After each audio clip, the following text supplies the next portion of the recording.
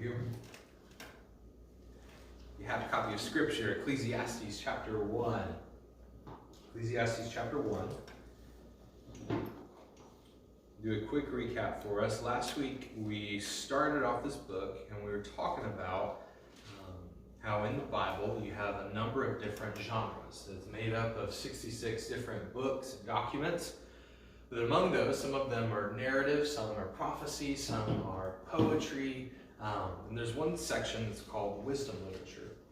It's typically made up of Proverbs, Ecclesiastes, and a book called Job. And so each of them have a different angle of what it means to live wise and what God calls us to do, calls us to be as wise folks in the world. And so we talked last week how Proverbs is normally these very short, pithy statements. It's kind of cause and effect. If you do this thing this way, life is going to go good for you. And if you do these foolish things, there's going to be consequences and life is going to go poorly for you. And so Ecclesiastes is the book that in some ways examines the gray area. It's not as black and white. He picks apart some of the things to say, well, what about those times when you do the right thing? That still doesn't go well for you. And so last week he opened up by talking about the search that he has. He's looking to see what gain or profit there is from all the different things that people do underneath the sun. He's looking, and we'll kind of discover this as we go throughout, he's looking to see what is the avenue someone should take to be satisfied or to feel fulfilled. Like, what is the best way somebody can live their life? And he's not taking for granted that it just means you being smart or wise. He's saying, what do we do? So last week he looked at the toil that we do. And he said, ultimately there's not anything to gain, or there's no satisfaction or completion that we can find just in doing our toil, because all of us are eventually going to die. Everything that we're doing is impermanent. It's part of this ongoing cycle and stuff that, what we're doing now, somebody else is going to do later. And one day it's all going to be forgotten anyway. It was very depressing in some ways, but it made us put it in its proper perspective to say, man, our work was never designed to free us or fully satisfy us in this way. And so tonight what's going to happen is he's going to go on this quest, this adventure. And since work didn't work out, right, he's going to go on this adventure, this quest to say, man, what is the true meaning? What will satisfy me? What will make me whole? And it's not what you would think. And his ending is not super satisfactory in some ways, but another way I think it's really, really profound for us. So Ecclesiastes chapter 1, verse 12. Let's look kind of at his setup, what we're going to be digging into. It says, I, the preacher, have been king over Israel and Jerusalem, and I applied my heart to seek and search out by wisdom all that is done under heaven. He's looking, taking inventory over everything that's out there, using all of his wisdom, all of this stuff to examine and evaluate it. And this conclusion he comes to, he says, it is an unhappy business that God has given to the children of man to be busy with. God has made this our lot, and it's such a sad or grievous, or it's actually the same word in Hebrew they used to say like something bad or evil, right? And so looking out over all of this, evaluating all of it, like what God has given us is like very, very sad. Verse 14. I have seen everything that is done under the sun, and behold, all is vanity and a striving after wind. Now, does anybody remember our Hebrew word for vanity last week? Heaven. What does it mean? Vapor and breath and stuff like that. Vapor, breath, smoke. It can also mean something that seems absurd, like when you grab for smoke and it goes the opposite way of what you think. It means something that is futile or subverts expectations. And so he's saying, after looking out at all of this stuff, all of it that I've seen is this heaven. It's this absurd, vapor, temporary kind of stuff. And it's a striving after wind. I don't know if any of y'all might have been real smart kids and not done this, but as a kid, you ever seen a kid try to catch the wind? Like it's blowing and they're just running after it or something? No? Okay. Y'all are smart. But he's talking about this just very futile, kind of stupid, why would somebody do that? Most of us are smart enough not to chase after the wind, but what he's saying is looking out at all of this and evaluating it, It's the same as somebody trying to chase after and capture the wind. Another way he says later in the book is somebody trying to shepherd the wind. You got a little pin, you're like, all right, wind, get in there. Oh, you're getting out, right? Get back in there, It seems utterly ridiculous for somebody to do it. But he says, looking out, that's what people are doing. He says, what's crooked cannot be made straight. We're like, oh man, that stinks. And what's lacking cannot be counted, right? You know something's missing, but you can't quite figure it out what it is to put it all in there and get it fixed. And so he's thinking, how do I go about trying to fix this? And so he's going to experiment with a few things. And his first one is wisdom. Verse 16, he says, I said in my heart, I have acquired great wisdom, surpassing all who were in Jerusalem before me. So all of the other kings, all the other citizens and stuff, he's like, I am the wisest. I've got it all together. He said, and my heart has had great experience of wisdom and knowledge, right?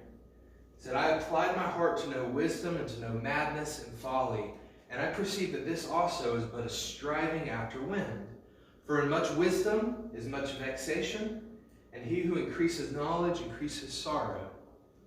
He's telling us that as he chased after this, and we'll find more later, where he basically says, like, you trying to keep pursuing wisdom to a point that you discover the meaning of life, you become complete, you become satisfied, whatever, is the same thing as chasing wind. He says at the end of the book, there's always another book you can read. There's always another podcast you can listen to. There's always it's kind of overwhelms me at times. I love reading, I love accumulating knowledge, and I'll go into the bookstore and it's the most defeating thing in the world. Like, I love mysteries and stuff, and I go to the mystery section, there's just lines of books. And I'm looking to see how many books I read last year. I'm like, I'll never make it. Like, I'm never going to do it, right? And so you can keep chasing this on and on and on, but it's just striving after the wind. And he's saying that as the wisest person in Jerusalem. Looking back, man, I'm smarter than anybody else that came before me. I did this. And I'm telling you, from where I'm standing, for all of you that are behind me that are trying in this chase, right? It's still not, you're just chasing wind. You're going to be chasing it your entire life. Not only that, he says that he also, this is in verse 16, or in 17, he said also to know madness and folly. So he said, I'm going to look as far as I can on the wise kind of spectrum, and then I'm going to go over here just in case, like the stuffy people who were reading the books and trying to grow in wisdom, just in case it wasn't that, if it was foolishness and just you letting loose and having fun and all this stuff, if that's where it was. And he says, you can do that forever, right? Like you're chasing the wind. You can keep being dumb and chasing meaning and everything like that on that trajectory, and it's going to be continuing like it's futile, right? The same way you chase wind. He recognizes in verse 18, as much as he continues to learn, it's just making him sadder because he's starting to realize some of these things. Like, with much wisdom is much vexation. So then he turns. He says, all right, so this trajectory is not working, okay? Verse 1 of chapter 2. I said in my heart, come now, I will test you with pleasure. Enjoy yourself. He's telling himself, listen, heart, you need to enjoy this. I'm going to find whatever pleasurable things I can, and I'm going to put it on you. Let's see how it goes. He says, but behold, this also was vanity, vapor. I said of laughter, it's mad, and of pleasure, what use is it? The same way, and we see this, people talk about this with addictions and everything like that, that you're always chasing the next high. There's not a moment that somebody hits a high and they say, man, I'm good, I'm complete, I've made it or whatever. I never have to do this again, And whether that's with a drug or if it's things like sex or a good hamburger, man, as soon as I eat a good hamburger, like for a few moments, I'm like, please don't put any more food in front of me. But you give it a few hours, I'm going to be hungry again and I'm going to want more. It's a chasing after wind. So as much as he's trying to throw all of these pleasures at this void in himself, he recognizes, I can do this forever. All of it's vapor. As soon as I think that I'm laying hold of something solid, it slips through my fingers again. So being smart, he says, what if I put all of them together? What if I take all of my wisdom, I don't turn it off, like I keep my wisdom going, and then I try to get as much pleasure as I can, and then I go and I get as much like work and accomplishments and stuff, and I throw it all into one like mega thing, and I chase after that. Let's see if that fills it out. And so verse 3, he says, I searched with my heart how to cheer my body with wine, my heart still guiding me with wisdom. This is a wild thought. He's using his wisdom to figure out how best to make wine make his body feel good. He's like, I'm the smartest person in Jerusalem. There's got to be a drink I can make that's going to make me feel good, kind of thing. He uses all of his wisdom to cheer his body with wine, and how to lay hold on folly, like foolishness, till I might see what is good for the children of man to do under heaven during the few days of their life. I made great works. I built houses and planted vineyards for myself. For all the people who are thinking, man, if I could just accomplish something or build something, maybe that would make me whole. Maybe that would fill this. Maybe I'd be satisfied with that. He's like, I took off on it, right? Chip and Joanna have nothing on me. I'm doing so many houses, so many projects, I made myself gardens and parks, and I planted in them all kinds of fruit trees. Verse 6, I made myself pools from which to water the forest of growing trees. I bought male and female slaves, and I had slaves who were born in my house. If maybe people need to be waiting on me. People need to be doing stuff for me, right? I also had great possessions of herds and flocks, more than any who had been before me in Jerusalem. He's comparing himself. I have outpaced all of them. I've got more stuff. I've got better stuff. I've made more accomplishments. I've got more wisdom. Verse 8, I also gathered for myself silver and gold, the treasure of kings and provinces. I got singers. I know what you're thinking. Not just men singers, but I also got women singers, right? And many concubines, the delight of the sons of man. He's basically saying, you name it in that world. He's a king, so he's got access to as much as he could get. You name it, I went out and I grabbed it, I took it, I tried it, Verse 9, he says, so I became great, and I surpassed all who were before me in Jerusalem. He really wants you to know that. He said it 3 or 4 times now. And also my wisdom remained with me. And whatever my eyes desired, I did not keep from them. He's got one word that his heart knew. It was yes. I see that, I want it, I'm going to get it. I see that, I want it, I'm going to get it. Whatever my eyes desired, I did not keep from them. I kept my heart from no pleasure, for my heart found pleasure in all my toil. And this was my reward for all my toil.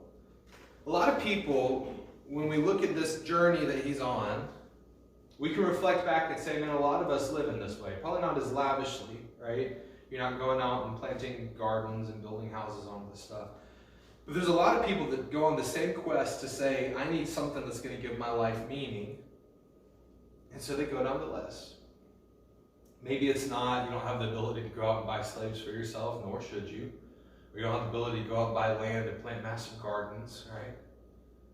But he's saying, those of you that are behind me in this, you're just starting out, you're thinking, once I build this, once I get this right relationship, or I get this right thing, or I accomplish this career goal, or I do whatever it may be, once I do that, I'm going to get there, and it's going to fill my heart, I'm going to be full, I'm going to be satisfied. He could basically say, look, I've actually done all of that already. I can give you the spoiler, for how it all turns out. Verse 11, I considered all that my hands had done, and the toil that I had expended in doing it. And behold, all was vanity and a striving after wind, and there was nothing to be gained under the sun. Looking out at everything, he says all of this is chasing wind. Because as soon as you build something, it starts corroding and everything, and over time you have to fix it up, or you got to build a new one. There's something better out there that you can do. The pleasures, like I said earlier, you chase one, and then the high starts to go away, it starts to dwindle, and you have to chase something else to try to fill it back up. And he says this chase sequence, this running after the wind, it's empty. And this is a scary thing. We talked a little bit last week. I don't remember who said it during the discussion groups. They were talking about this, once I get to this point, or once I get to this point, or once I get to this point, once I graduate high school, or once I graduate college, I'll be there. Once I get this job, I'll be there. Once I get this family, once I retire, once I finally die and get to go home to heaven, And we keep chasing this. And all that he's doing is he's popping the optimistic bubble for us and saying, hey, you do realize if you go on this chase, if you engage in it, you're going to be running it your entire life. And he's telling us this as somebody that seems like they've run across the finish line, they've done everything right, but they recognize, man, what was I running for? I surpassed everybody else behind me. I had more than everybody else. I tried to get everything that could fill me up. And he recognizes, man, all of it was just wind. As soon as I got there, I realized, man, I can keep chasing this for another 1,000 years, and I'm not going to arrive at it. Which, for somebody who's based their life and is looking for meaning in this, that's like the most depressing news you could get, right? Somebody that has like settled in their heart, like, once I get the perfect relationship, I'm going to be whole. You know, this is bad news, right? It's like, no, you can chase that your entire life, and it's not going to make you whole. Once I get the perfect job, it's going to make me whole. You say, no, it's you chasing that's chasing the wind. You can chase that your entire life, and it's not going to fill up that void. There's this, it's vapor. As soon as you think you're laying hold of it, it's slipping through your fingers again. And then he gets to the great equalizer. Now this is like, he's about to spiral into wild depression now. Y'all aren't even ready. Verse 12. So I turned to consider wisdom and madness and folly. For what can a man do who comes after the king? Well, only what's already been done. Then I saw that there's more gain in wisdom than in folly, as there's more gain in light than darkness. The wise person has eyes in his head, but the fool walks in darkness.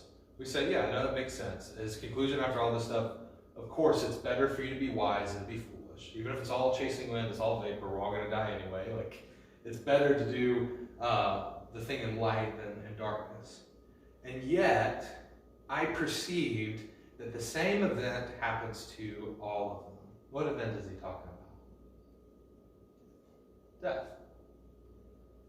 Wise guy who lives his life in wisdom and righteousness is going to die. And the foolish person who lived their life in darkness is also going to die. And this bothers him. I said in my heart, what happens to the fool will happen to me also. Why then have I been so very wise? Some people, some Christians have said this before of like, man, you know, like this person spent their entire life giving to charities or cared for all this stuff. They lived for Christ in every way, and they're here on their deathbed dying. Meanwhile, this other person's evil as mess is out there just on a rampage, running free kind of thing. It's like their consequences are never going to catch up to them sort of thing. You know, that person's going to die in the same way that this Christian person's going to die. You know? This is great equalizer. And he's not taking into consideration eternity and everything else yet. Some of that stuff's going to come. But he's saying this same event, death, is going to happen to them, even though I spent all my time being wise. I said in my heart, this is also vanity. Verse 16, for the wise as of the fool, there is no enduring remembrance, seeing that in the days to come all will have been long forgotten. How the wise dies just like the fool. We're on equal ground. I'm going to be forgotten for doing the wise and righteous thing. This other dude's going to be forgotten for being stupid and evil their entire life. So I hated life because what is done under the sun was grievous to me. For all is vanity, it's our hevel, and striving after the wind. No matter how much I build, no matter how much I do, at the end of the day, I can chase all this stuff and eventually I'm going to die.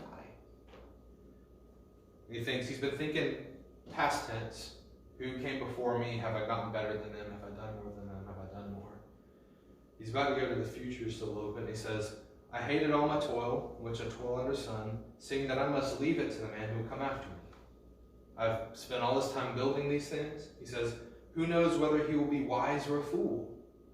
Yet he will be master of all which I toiled, used my wisdom for under the sun. This also is vanity. So I turned about and gave my heart up to despair over all the toil of my labors under the sun. Because sometimes a person who's toiled with wisdom and knowledge and skill must leave everything to be enjoyed by someone who did not toil for it. And this also is vanity, great evil. So one of the people they think could be an author of this book is Solomon, for a number of reasons you can tell. And what's wild is Solomon's son was an absolute fool. He ended up dividing the kingdom of Israel from his bad decisions. He didn't listen to his mentors around him and stuff. And so if this is the case with Solomon, man, he has spent all this time getting the kingdom in really the best place it's been since they come into the promised land. And his son goes and he throws it all away. He's saying, man, the vapor of all of my stuff, I might spend, we've recently started Reformation Church, I might spend my entire life as a pastor of Reformation Church, and we might reach like 50,000 people or something just awesome like that. And I might die, and the next pastor might be just a lunatic and reject God's word and run off, and the entire place might whittle and might close the church doors, And if I've built my life around my accomplishments and finding meaning in what I've done, man, I could sit there in despair saying, I spent all this time working for this and building this. And death, like a wave, came and took me away. It's like you spend all that time building this sandcastle and the wave just comes and poosh, and washes it all away. And in a moment, all that I've worked for and all that I've found my meaning in and all that I've tried to be satisfied in is taken from me. Like vapor. What has a man from all the toil and striving of heart for which he toils under the sun? For all his days are full of sorrow, and his work is a vexation. Even in the night, his heart does not rest. This also is vanity. It ruins, death ruins all of this. There's one day I'm going to have to pass it on, and I have no guarantees about any of it. And if I've spent my whole life chasing after this wind, I realize this process is going to keep going on after me. I'm running on the treadmill, I'm never going to catch the carrot.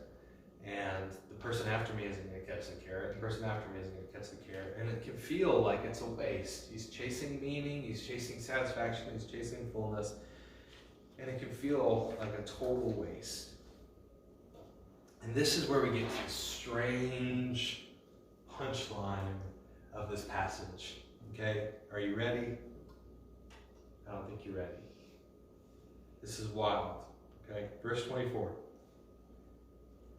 This is his conclusion. After all of this, after his despair, after he went straight emo mode, I'm full of sorrow, I've given my heart to despair, right?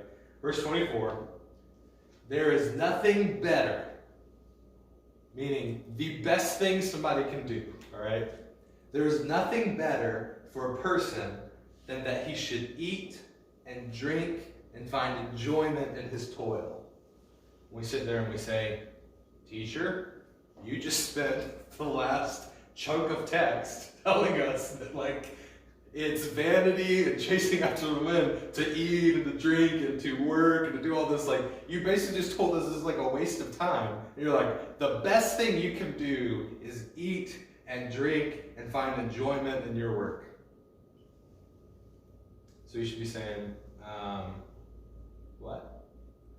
This also, I saw, is from the hand of God. So it's a gift that God has given to them, this eating and drinking and toil. But you just got through calling that evil. You just got through saying it's vapor and it's all these other things, But you're saying it's a gift from God. This is the first time God's appeared in this whole conversation. So this is from the hand of God, for apart from him, who can eat or who can have enjoyment? To say basically all these things come from God. We don't have any food apart from God. He's not just talking about people that are followers. He's not just talking about Christians or people who have allegiance to Yahweh. He's saying, and this is, none of us can enjoy anything or have any kind of food or anything like that unless it comes from the hand of God as a gift. And so every time that you enjoy an oat milk cream pie, or you drink a thing of coffee, or you go to work and you enjoy what you've done, that's a gift from God. All of this is from his hand in this. Okay? For to the one who pleases God, or pleases him, God has given wisdom and knowledge and joy, but to the sinner he has given the business of gathering and collecting only to give to the one who pleases God. And he wraps it all up, puts a bow on it. This also is vanity and a striving after wind. Okay? What do we take from this wild romp that we just went on? Verse 24 is kind of the key to this. He tells us there's nothing better we can do than eat, drink, find enjoyment in our toil. And that this is a gift from God. What's wild about this is that this entire time, he hasn't been chasing after these things as if they're gifts. He's been chasing after them to try to find gain and try to find ultimate meaning. What he's telling us here, I believe, is that for these things to be properly enjoyed, we have to put them in their right place. They have to be gifts, not God. Lower G. If we're looking at these things to fulfill us, or to satisfy us, or to free us from the cycle, or to give us an ultimate purpose in the world, they're going to continually let us down for the rest of our lives. And so he's saying those that were chasing after this over and over and over again, if I have fill in the blank, I will be complete and I'll be satisfied. What he's told us by poking a hole and popping the bubble on every one of these is he's saying, listen, any sentence you make where you say, if I just have this one thing, then I'm going to be satisfied. If I just get this one job, this one relationship, this one season of life, this one car, this one house, this one, whatever it may be, this set of friends. He says that thing is chasing the wind. It's vapor. As soon as you get it, it's gone. You can be chasing that your entire life, and it's never going to fill you up in that sense. But if you see them as gifts, it changes how we handle them. Romans chapter 1, Paul makes an argument where he says that the fundamental sin that everybody's committed is that they exchanged worshiping the Creator and instead tried to worship the creation, right? That we looked to the gift to give us what only the giver could give us. And so in this sense, as he's looking at the food, the drink, the toil, the wisdom, all these things, man, if you just see this as a gift to be enjoyed, then you're going to handle it in a different way. You're going to treat it differently than if you see it as the thing that's going to satisfy you and give you what only the giver can give you. A lot of us have seen relationships go awry where like one of the members tries to make the other one their everything. Like you have to complete me, you have to be all these things for me, you have to be, and they make this long list of demands and stuff. And it's essentially that there becomes like this sense of worship. And eventually the thing breaks, or one person gets fed up, and a lot of times it's the person that was the receiver of that, because they say man, I can't bear the weight of your worship. These expectations are through the roof, and the reason why is they're looking for something from that gift. That relationship can be a gift. They're looking at something from that gift that only the giver can give them. They're looking for this satisfaction, this completeness, this fullness that gift was never supposed to give them. If I go to the hamburger expecting to be satisfied forever, I'm going to be let down for the rest of my life. But if I spend my life seeking after the giver, what we're going to find is that that's the only true place to find satisfaction. This guy, I was listening to his podcast, he was talking about thinking through some of this. He was studying Ecclesiastes, and he went to the water park with his son. And his son was just tall enough to ride a slide, but not tall enough to ride it on his own. So him and his dad were going to do the slide just over and over. That was the one thing he wanted to do. He was fascinated with it. So he was like, Dad, let's ride the slide. He said 20, 30 times we're going up on the slide. We're sliding on the slide. He said, eventually, several times in, we're just enjoying it, just having the time of our life. He said, it's one of those moments as a parent, I'm going to remember forever. And he said, I just got this weird feeling in my mind, dude, I'm going to die. One day I'm not going to be able to ride things with them. I'm not going to be able to do this stuff. I'm going to die and it's all going to go away. And he said, I could have leaned towards despair to be this is going to be taken from me, just takes him totally out of the experience and stuff. And he just gets all sorrowful. One day I'm going to die and it's not here. Or he could try to make his life revolve around it. To say man, I only have my kid for a little while. I'm going to hold him so tight and stuff and try to make it where time stands still and all this. He said, to go either way, to go into full despair that I would lose it, or to make the gift everything in my life, is both abuses of the gift. The best thing that he could do with the gift is enjoy it for what it is, to say, man, this time on the water slide with my boy on this day that I might not get again, this is a gift, and I should enjoy it as a gift and not try to make it more or less than it is. You sit down and you drink coffee tonight, or you get a milk and pie, or you go to bed this evening, or you spend time with your friends, your family. Try to ask yourself, man, am I treating this as a gift because that's wisdom? Or am I trying to make it something more Because the moment I try to make it something more, I'm searching for something that only the giver can give me. And trying to find it outside of him is chasing wind, permanently and perpetually. And so, to close this evening, we found that these things that he was searching for, and the things that we search for, right, for meaning and for wholeness and stuff, ultimately can never give them to us. We're chasing after wind, we're chasing after a vapor. The moment we think we get there, it's gone. And then we can continue that journey forever and ever and ever.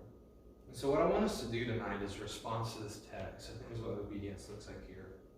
Is to take inventory of our life and to ask ourselves this question. He's very, very obvious. He's on an intentional quest to find the satisfaction and meaning. A lot of us don't realize that we do this. And so what I want us to do is to take inventory of our life and say, are there gifts in my life that I'm trying to make my ultimate thing? Like, am I searching for satisfaction or for wholeness in something that's never going to be able to give it to me? And the easiest way to do this is to make the little sentence I mentioned earlier. You say, if I have fill in the blank, then I will be whole or I will be complete. If there's things that you're putting in that blank, then I think the teacher tonight would say, it's vapor. You know, you put something in that blank, it can be taken from you as quick as mist goes away. Or it might be something that you chase your entire life just to realize at the end of your days, man, I could chase this for hundreds of years longer and still never get it. And so ask that question to yourself tonight and say, man, is there something I put in that blank? If I have, fill in the blank, then I will be complete. And if it's not the giver, all of those gifts are just going to leave us frustrated because we're making them something they're not, and we can't truly enjoy them because we're making them into an idol. And then secondly, if you're here tonight and you don't know Jesus, or if you're watching online and you don't know Jesus, he's the giver that we're talking about. The scripture invites us to taste and see that the Lord is good and to come to him. One of the invitations Jesus makes is he tells this woman, I can give you this living water that when you drink it, you will never thirst again. He's the one true source of satisfaction. So he invites us to leave our search for something else behind and enjoy the gifts that he gives, but he wants us to have a relationship with him as the giver. And so if that's you this evening, I'd love to talk. You can shoot us a message and follow up with us, but to do that requires us turning from our sin to put our trust in Jesus and recognizing that he's the only thing that can truly satisfy us. And so I'm going to pray for us this evening. We'll have some time to discuss this and chew on it. But I want to encourage you, in the same way we've seen here, the gift cannot give us what only the giver is able to give us. And instead of falling into despair like the teacher did, hopefully we learn from the wisdom God's given us here, and we seek what can truly satisfy. Let me pray for us. Jesus, we thank you for loving us. We thank you for initiating a relationship with us. I ask that for each of us, whether we're followers of you or those that might not know you, I ask that this void that we all feel inside, Lord, you would help us not to chase after something that's empty, that's just going to leave us searching. Lord, I ask instead that you help us to come to you and be filled perpetually, Lord, not just today, but for the rest of our lives, and that you'd help us as a result to really genuinely treat the gifts that you've given as what they are, they're gifts. Lord, help us be thankful for the little moments on a water slide, or eating a hamburger, or spending time with our friends, Lord, because they're a gift from you. And help us not to abuse them and miss out on what it truly means to be satisfied in you. We love you. We thank you. Would you be with this discussion time this evening? In Jesus' name.